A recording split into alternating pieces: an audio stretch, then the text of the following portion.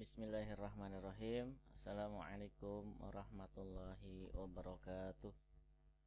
Alhamdulillahirabbil alamin. Wassalatu wassalamu ala asyrafil anbiya'i wal mursalin sayyidina wa maulana Muhammadin wa ala alihi wa ashabihi ajma'in. Anak-anakku yang dirahmati Allah Subhanahu wa taala, siswa-siswi Manpasel kelas 11 IPS, baik itu 11 IPS 1, IPS 2 maupun IPS 2. Anak-anakku yang dirahmati Allah, Bapak sebelumnya minta maaf beberapa kali pertemuan kita tidak masuk. Salah satu alasannya adalah ada kegiatan guru di madrasah di minggu 2 minggu yang lalu. Kemudian di minggu tadi tidak bisa masuk, Bapak mengakses video akun Facebook kelas 11 IPS ya. Jadi Bapak tidak bisa ngajar daring. Demikian juga minggu ini ternyata Bapak masih tidak bisa. Sepertinya kayak di blok gitu di blok oleh Facebook karena dicurigai mengakses Facebook orang gitu ya. Jadi Bapak sebagai alternatifnya Bapak bikin video YouTube ini saja ya. Mudah-mudahan tidak mengurangi tidak mengurangi cara Bapak untuk mengajarkan, menyampaikan ilmu pengetahuan kepada kalian. Anak-anakku, dalam kesempatan kali ini Bapak ingin membahas fikih mawaris. Ini materi di minggu tadi, Bapak akan bahas juga sedikit ya, sambil cepat saja ya, karena mungkin di antara kalian ada yang sudah baca PDF yang Bapak kasihkan. Dilanjutkan dengan materi selanjutnya untuk yang minggu ini ya. Baik anak-anakku, langsung saja. Fikih mawaris. Fikih mawaris adalah membahas hukum ketentuan agama Islam perihal harta warisan. Sebagaimana kita memahami anakku, bahwa agama kita ini agama yang kompleks ya. Ada akidahnya, ada syariahnya ya. Akidah kepercayaan kita bahas, kita pelajari di buku-buku akidah, akhlak, dan pelajaran atau pengajian ilmu tauhid. Adapun syariah Islam kita pelajari dari buku-buku fikih. Nah ya, jadi syariah Islam atau hukum Islam itu mengatur urusan manusia itu hampir di seluruh bidang anakku, hampir di seluruh bidang kehidupan, mulai dari bangun tidur hingga tidur lagi, mulai dari urusan kamar mandi hingga urusan negara ya. Hampir semua bidang kehidupan manusia itu pasti ada syariatnya, ada aturan hukumnya gitu ya. Dan kita orang Islam yang beriman kepada Allah dan Rasulnya, mau tidak mau harus ngikut syariat Allah, karena itu ketetapan dari Allah ya. Barang siapa yang tidak mau turut, tidak mau patuh kepada yang telah ditetapkan oleh Allah dan Rasulnya, maka dia telah sesat gitu ya, karena dia telah tersalah berdosa. Nah anak-anakku, salah satu bidang kehidupan yang dibahas oleh syariat Islam yaitu tentang mawaris atau harta warisan ya. Manusia pasti mengalami yang namanya kematian. Kullu nafsin dha'iqatul maut. Setiap manusia pasti mengalami kematiannya. Nah, salah satu syariat dalam perihal orang yang meninggal ini ialah dia yang meninggal ini meninggalkan harta. Nah, yang kemudian harta ini disebut dengan harta warisan. Apakah harta warisan dibiarkan begitu saja? Tidak, harta warisan ini juga ada aturannya dalam Islam Jadi nggak boleh sembarangan dibagi-bagi, nggak boleh sembarangan diatur gitu ya.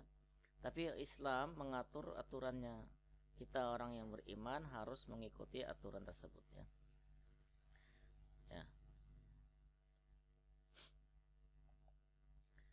Ya, seorang yang meninggal dunia dan ia memiliki harta bernilai seperti uang, rumah, kendaraan, maka harta tersebut disebut harta warisan. Harta warisan dalam Islam memiliki aturannya sendiri anakku. Seyogianya orang Islam tunduk patuh kepada aturan yang datang dari Allah Subhanahu wa taala ini. Islam mengatur harta warisan dari beberapa sisi, ya. Jadi aturan-aturan atau eh, pengaturan Islam mengatur harta warisan ini beberapa sisi. Pertama, siapa saja yang dapat harta warisannya, siapa saja yang tidak dapat. Ya, jadi harta warisan ini apakah semua orang dapat ataukah sebagian saja. Nah, itu dibahas oleh Islam. Kemudian apa saja yang membuat awalnya dapat tapi akhirnya dibatalkan, nggak jadi dapat gitu ya.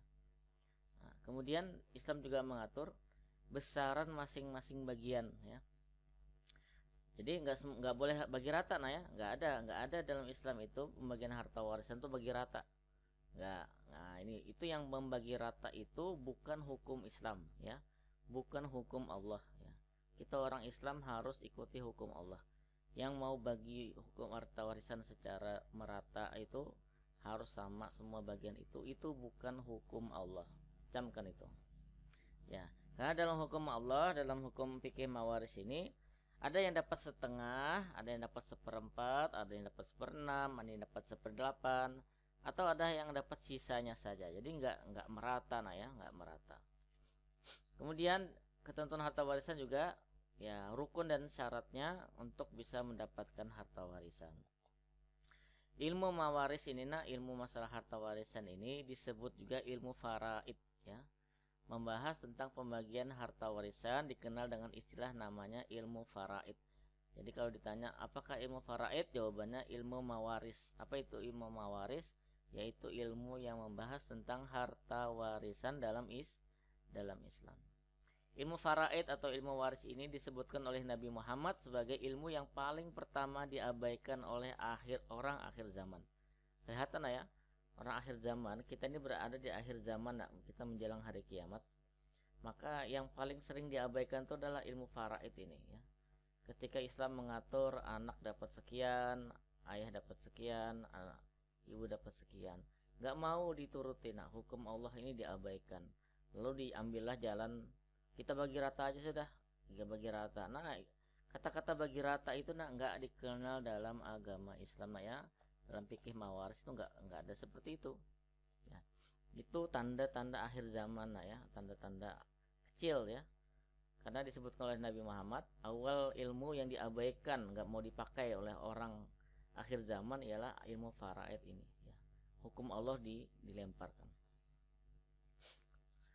Istilah dalam fikih mawaris ini, pertama ada istilah waris, yaitu keluarga yang diberikan harta warisan. Ada muwaris, yaitu orang yang meninggal. Ada maurus, ada hartanya, ya. Membagi warisan sesuai syariat Islam ini wajib, ya. Nah, kita ikuti perintah Allah, ya, wajib hukumnya. Kemudian bagi yang namanya wajib itu bila dikerjakan berpahala, bila tidak mengerjakan berdosa. Ini surah An-Nisa ayat 14 ini dalilnya, ya. Barang siapa yang mendurhakai Allah, tidak mau patuh kepada Allah dan Rasulnya, melanggar ketentuan-ketentuannya, maka Allah pasti masukkan ia ke dalam neraka yang ia kekal di dalamnya, baginya siksa yang menghinakan. Nah, anak-anakku, sebelum harta warisan, coba kalian imajinasikan, ya. Imajinasikan pertama-tama ada seorang yang meninggal dunia, dia meninggalkan harta yang banyak. Nah, sebelum harta yang banyak itu dibagikan, ada hal-hal yang harus dilakukan dulu, ya. Sabar dulu, pembagian harta warisannya belakangan.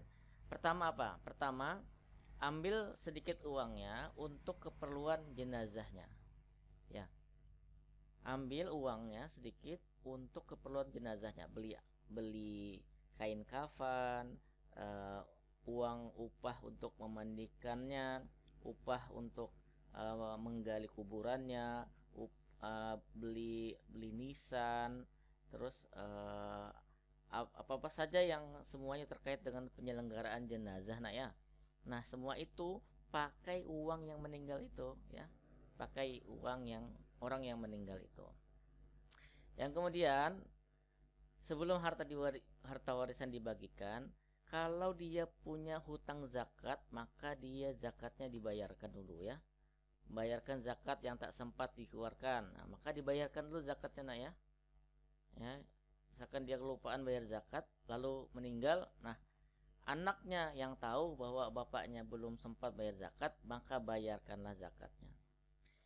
Kemudian yang ketiga, bayar hutang. Oh, ternyata bapak punya hutang, bapak kita yang meninggal itu punya hutang, maka bayarkan hutangnya dulu pakai uang bapak. Uang bapak kan masih banyak ya. Nah, jadi sebelum harta warisan dibagikan, dibayarkan dulu hutang bapak ya. Kemudian yang keempat, menunaikan wasiat kepada orang yang tidak dapat wasiat, tidak dapat harta waris maksudnya.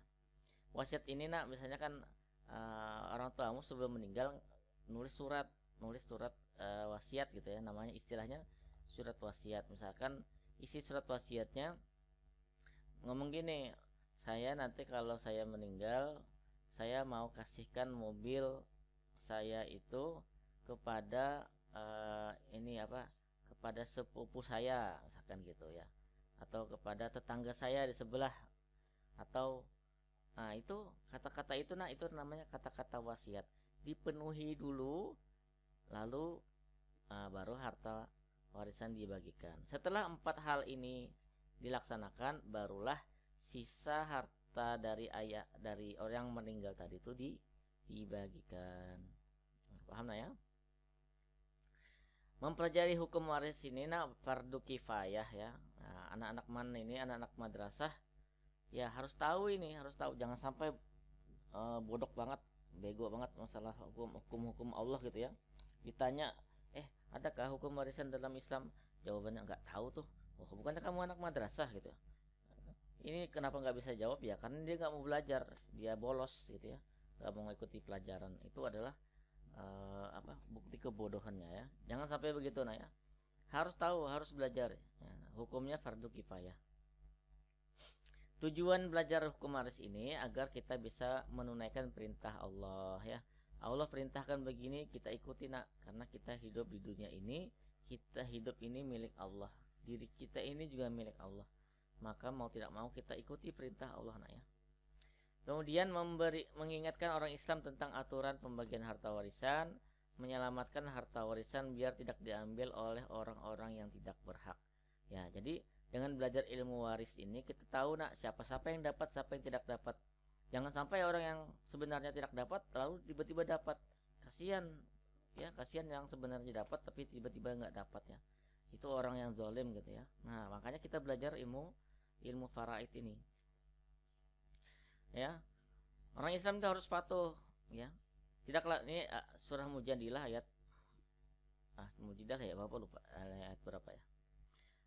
Dalam Al-Quran disebutkan dalam sebuah ayat, tidaklah pantas, yang artinya tidaklah pantas orang yang mengaku beriman, laki-laki kah, perempuan kah, ketika Allah dan Rasulnya telah menetapkan sebuah ketetapan, termasuk waris ini, dia masih punya pilihan lain dia gantikan ketetapan Allah tadi.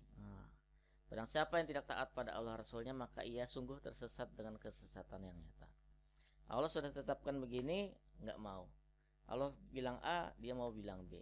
Allah bilang B, dia maunya C. Nah, itu termasuk orang yang sesat. Dia nggak mau patuh kepada Allah. Surah Al-Mujadilah ya. Baik. Lanjut. Nah, siapa saja yang dapat harta warisan, siapa saja yang tidak dapat ya. Siapa saja yang dapat warisan, siapa saja yang tidak dapat. Sebelum itu ada istilah-istilah penting anakku dalam fikih mawaris ini. Ingat ya, fikih ini kan ilmu agama ya, ilmu agama Islam ya. Agama Islam itu identik dengan bahasa Arab ya. Itu karena itu alasannya kenapa di madrasah itu pasti ada pelajaran bahasa Arab ya. Nah, istilah-istilah ini rata-rata pakai bahasa Arab Jadi mau nggak mau kalian harus akrabi dulu istilah-istilah ini ya. Yang pertama, istilah yang paling penting dalam ilmu warisan ini, ilmu faraid ini adalah tentang ada kata mayit. Apa itu mayit? Mayit itu adalah orang yang meninggal ya. Jadi kalau disebutkan mayit, berarti yang dimaksud dengan kata mayit ini adalah orang yang meninggal, yang meninggalkan harta warisan ya. Yang kemudian ahli waris. Apa itu disebut ahli waris? Ahli waris adalah keluarga yang ditinggalkan ya. Keluarga yang ditinggalkan. Kemudian ada istilah bahasa Arab lagi zawil furud. Zawil furud. Siapa itu zawil furud? Yaitu keluarga yang dapat bagian harta warisan. Nah, ingat ya, tidak semua keluarga yang ditinggalkan itu dapat bagian ya, nggak semuanya ya. Makanya kita belajar ilmu mawaris ini biar orang yang dapat betul-betul dapat, orang yang tidak dapat jangan sampai ngambil yang bagian orang yang dapat gitu ya. Nah, zawil furud ini adalah keluarga yang hanya dapat bagian ya, yang nggak dapat nggak masuk dalam kata-kata zawil furud. Kemudian ada istilah hijab, ada istilah mahjub ya. Ini satu kata nah ya, sama ya, satu akar kata. Ya, hijab ini bukan kerudung ya, bukan jilbabnya orang apa kaum muslimah, bukan ya. Hijab di sini ini kalau dalam konteksnya ilmu faraid artinya dia tidak dapat warisan karena ada orang lain. Nah, jadi di antara keluarga yang ditinggalkan itu nah ada yang mahjub istilahnya. Istilahnya mahjub. Mahjub itu apa Pak? Mahjub itu nggak dapat karena ada orang lain. Ya, contoh ya, misalkan cucu. Nah, ini ya kan ini ayah kita punya ayah kita meninggal dunia nih, punya lalu meninggalkan harta warisan. Nah, beliau ini punya cucu. Nah, cucu kira-kira dapat harta warisan enggak? Nah, oh ternyata dalam Islam disebutkan, dalam ilmu faraid ini disebutkan bila si ayah kita tadi itu punya kita, artinya anak beliau masih ada, maka cucu nggak boleh dapat. Nah, itu namanya cucu, kemudian disebut cucu itu mahjub. Cucu nggak dapat. Kemudian ada istilah furud ya. Furud itu bagian-bagian yang ditetapkan oleh syara. Syara itu maksudnya syariat nah ya. Bagian-bagian itu apa maksudnya? Ya setengah ya, setengah harta maksudnya. Seperempat, seperenam, seperdelapan, 2/3 itu namanya furud ya, bagian-bagian ya. Nah, kemudian ada istilah asobah. Apa itu asobah? Asobah itu sisa akhir harta warisan. Jadi gini nak, nanti ketika kalian praktik nah ya, kita praktik, coba bagikan dapat berapa nih keluarga ahli waris dapat berapa, siapa-siapa saja yang dapat dan dapat berapa mereka gitu ya. Nah, nanti ada istilah asobah. Nah, asobah itu apa? Asobah itu sisa. Nah, misalkan dari sekian banyak keluarga yang ditinggalkan hanya 5 orang yang dapat nih, 5 orang yang masuk kepada zawil furud, yaitu keluarga yang dapat bagian. Sisanya selain yang 5 ini mahjub, nggak dapat ya. Nah, 5 orang yang zawil furud yang dapat bagian ini jadi dibagi, misalkan orang pertama dapat setengah, orang kedua dapat seperempat, orang kedua dapat sekian. Nah, si orang yang kelima ini dari 5 orang yang zawil furud ini dia dapat sisa. Nah, jadi setelah pembagian yang dapat bagian lalu dikasih sisanya. Nah, sisa itu namanya asobah. Mudah dipaham ya dengan baik ya. Nanti Bapak kirimkan kok PDF-nya ini ya. Nah, berikut anak-anakku, ahli waris yang pasti dapat. Nah, ini dari sekian banyak keluarga yang ditinggalkan itu ini beberapa orang yang pasti dapat. Ya, nggak boleh nggak dapat ya. Nggak boleh nggak dapat, wajib dapat ya. Yang pertama anak laki-laki, yang kedua anak perempuan, ketiga ayah. Ayah itu maksudnya ayah dari ayah yang meninggal gitu ya. Kemudian ibu, kemudian suami, ya berarti yang meninggal perempuan istri ya, istri gitu ya, suami gitu. Kemudian mantan tuan. Nah, Bapak jelaskan ya mantan tuan. Wah, mantan tuan ini siapa Pak? Nah, Bapak jelaskan ya. Bapak jelaskan, oke.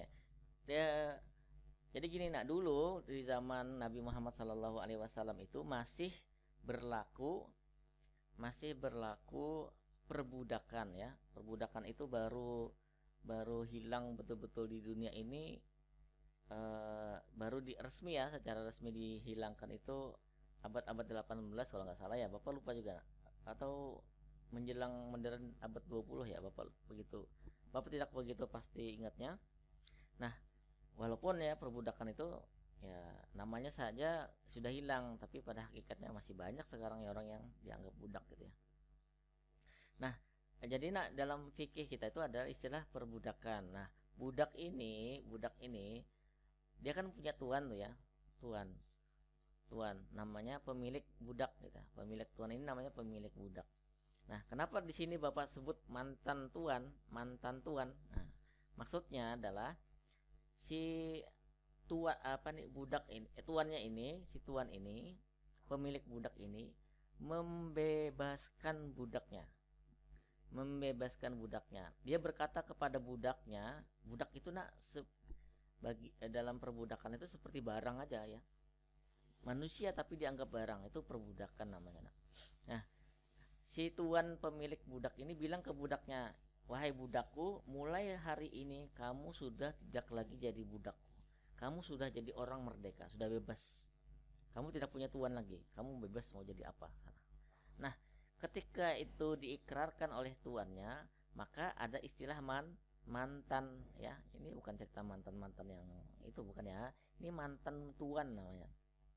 Nah, si budak itu sekarang menjadi mantan budak, tuannya menjadi mantan tuan. Nah, itu nak maksud dari kata-kata mantan tuan di sini. Nah, mantan tuan ini oleh Islam dianggap seolah jadi keluarga oleh si budak tadi. Ini misalkan ya, mantan budak tadi yang sudah merdeka tadi ya, akhirnya setelah dibebaskan oleh tuannya, dia akhirnya punya kehidupan sendiri, dia membangun kehidupannya, berkeluarga dan seterusnya. Akhirnya dia menjadi orang yang kaya, orang yang kaya. Ajalnya datang, dia meninggal dunia, maka harta warisan yang ditinggalkan dia ini, maka dicari. Dia ini kan dulu budak ya, dia ini yang meninggal ini, dia dulu budak. Nah, dia punya tuannya, mantan tuannya. Nah, maka mantan tuannya itu dianggap seolah-olah dia keluarganya si yang meninggal tadi. Akhirnya dicari dan harus dikasih, harus diberi diberi warisan juga ya. Nah, itu maksud dari kata mantan tuan ini. Oke, tapi kesemua ini pasti dapat warisan, tapi dengan syarat tidak terlibat pembunuhan si mayit atau masih beragama Islam. Aku jelaskan. Anak laki-laki, anak perempuan, ayah, ibu, suami atau istri, mantan tuan, semuanya ini pasti dapat harta warisan, kecuali kalau mereka terlibat pembunuhan. Contoh maksudnya apa, Pak? Ya, maksudnya misal ini ada orang kaya nih ya, orang kaya. Si anak ini rakus, anaknya ini nggak beragama, anaknya ini gila harta. Lalu dia kepingin harta warisan duluan. Jadi satu-satunya cara dia apa? Dibunuhnya ayahnya. Dia ingin dapat harta warisan, jadi dibunuhnya ayahnya. Nah, padahal salah besar dia. Padahal dengan dia membunuh ayahnya, malah itu yang membuat dia nggak dapat harta warisan, ya. Yang seharusnya dia pasti dapat, tapi karena dia mendahului atau dia membunuh ayahnya lebih dahulu, harta warisan yang seharusnya dia dapat, dia nggak boleh dapat karena dia adalah pembunuh, ya. Jadi tidak hanya pembunuhnya, siapa saja yang terlibat, misalkan bersekongkol keluarga ingin bunuh biar dapat harta warisan, maka para orang-orang yang bersekongkol membunuh itu tidak dapat warisan. Ya. Tuh yang pertama. Yang kedua, keluar dari agama Islam kecuali kalau dia murtad. Anak ini pindah agama. Nauzubillahi min dzalik. Nah, maka anak yang pindah agama ini nggak boleh dikasih harta warisan. Kok kenapa gitu, Pak? Kenapa?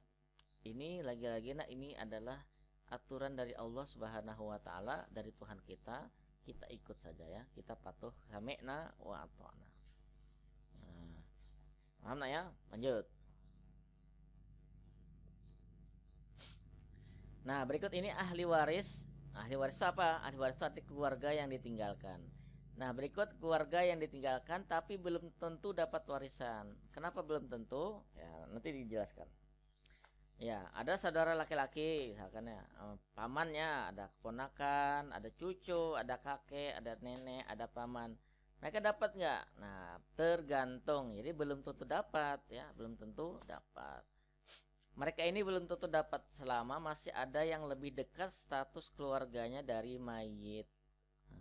Contohnya tadi Bapak contohkan ya, cucu kira-kira dapat gak?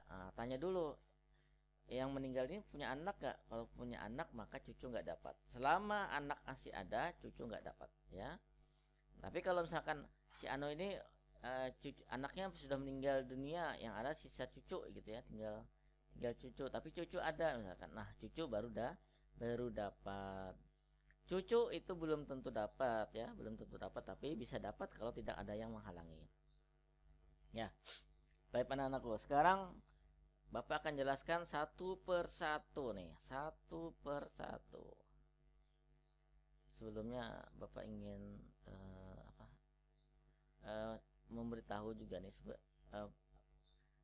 ilmu faraid ini termasuk ilmu yang agak sangat-sangat rumit gitu ya.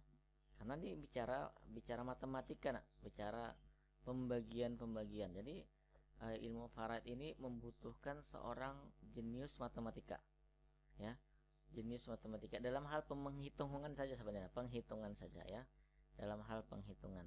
Tapi kita sebagai orang yang tahu agama, yang pernah belajar, minimal kita tahu pembagiannya nak ya.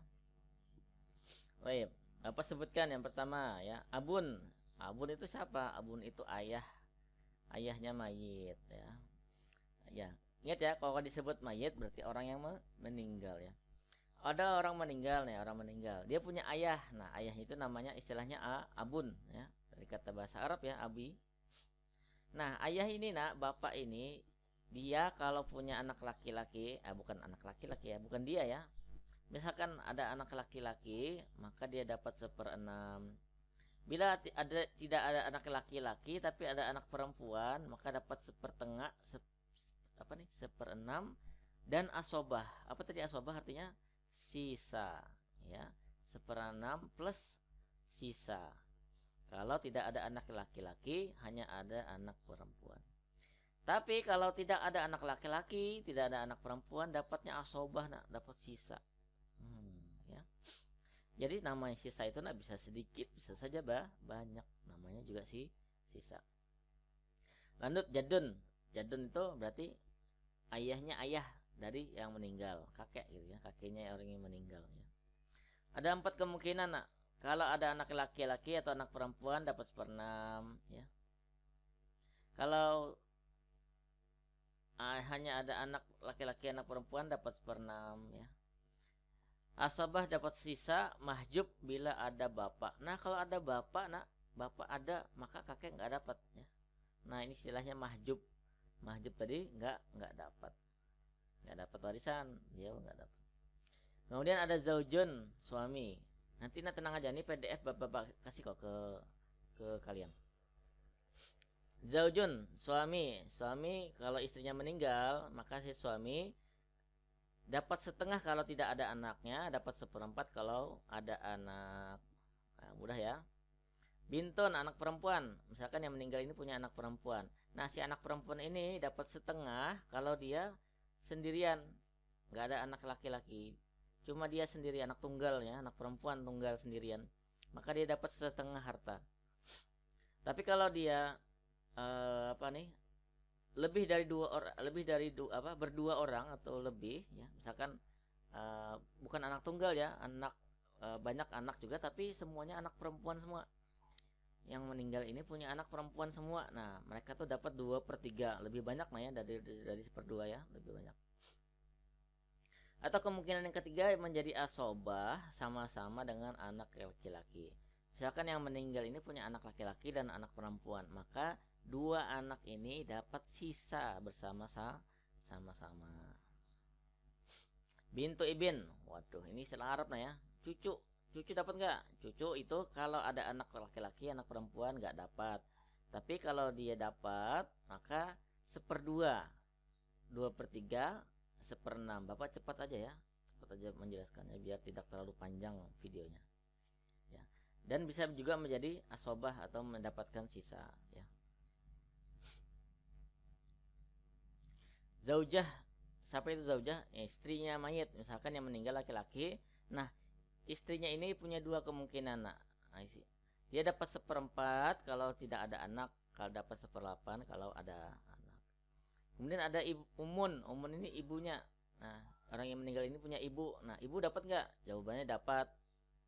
Dapat berapa? Kalau ada yang dapat 1/6 ya, dapat 1/3. Ada juga yang dapat 1/3 plus sisa ya. Nanti bisa dilihat di sini nak, kapan dia dapat sepertiga plus sisa, dan kapan dia dapat 1/6. Lanjut ya. Ukhtun syakikoh, waduh bahasa Arab lagi nih, saudara perempuan kandung. Nah, orang yang meninggal ini punya kakak atau adik perempuan, punya kakak atau adik tapi perempuan ya. Nah, dia bisa kadang dapat setengah, dia bisa saja dapat setengah, dia bisa dapat 2/8 ya. Banyak juga nih ya, 2/8, 1/4 ya. Dia bisa dapat sisa, tapi dia juga bisa dapat apa? Dia nggak dapat apa-apa. Nah, yaitu ketika ada anak, kalau sudah ada anak, nah maka saudara-saudara itu nggak dapat ya. Saudara saya, tonliab bahasa Arabnya. Dia dapat setengah, bisa dapat 2/3, bisa dapat sisa, bisa dapat 1/6. Bahkan bisa tidak dapat sama sekali kalau ada ayah, ada anak, ada cucu, ya, ada saudara laki-laki kandung. Nah, maka tidak dapat. Lanjut saja, saudara seibu. Nah, saudara seibu itu maksudnya apa, Pak? Maksudnya ini maksudnya apa, saudara tiri maksudnya ya. Saudara tiri. Orang yang meninggal ini punya saudara tiri dari sisi ibu gitu ya. Nah, maka istilahnya ikhwan li gitu ya. Nah, saudara seibunya dapat warisan nggak? Tergantung. Kalau dia dapat, maka kemungkinannya dapat 1/6 atau dapat 1/3.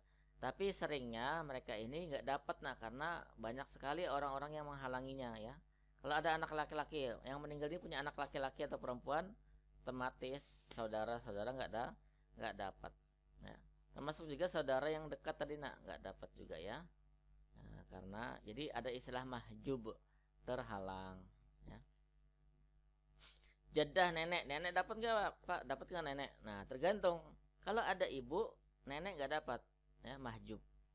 Tapi kalau ibu tidak ada, dapat kan beliau. Nah, dapatnya berapa, Pak? Dapatnya setengah. Wallahu a'lam bishawab. Itu anak-anakku materi kita kali ini.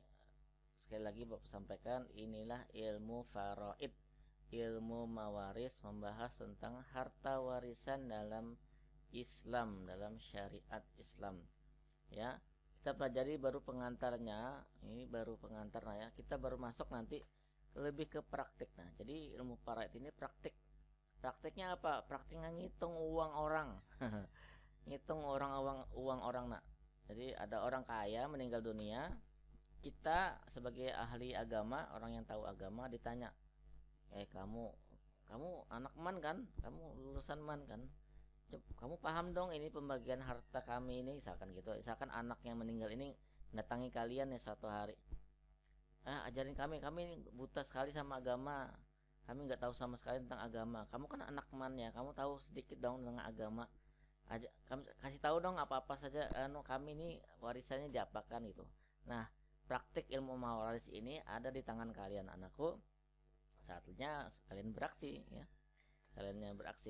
Saatnya kalian beraksi mengeluarkan ilmu-ilmu yang sudah dipelajari tentang warisan ini.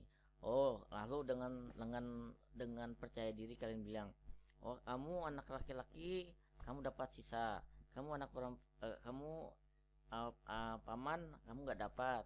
Kamu si kakek nggak dapat. Ayah, ayahnya yang meninggal, dapatnya 1/6. Istrinya dapat 1/6, dan seterusnya. Itu kalau ada ilmunya nak ya. Nah, itulah maksud dari Bapak, dari pentingnya belajar ilmu mawaris ini. Wallahu a'lam bishawab. Mudah-mudahan ada manfaatnya. Kita lanjutkan di minggu depannya. Mudah-mudahan minggu depan Bapak sudah bisa live Facebook ya. Jadi kita tidak terlalu mengambil kuota. Kalau nonton YouTube ini banyak kuota yang terambil. Bapak akhiri anak-anakku. Assalamualaikum warahmatullahi wabarakatuh.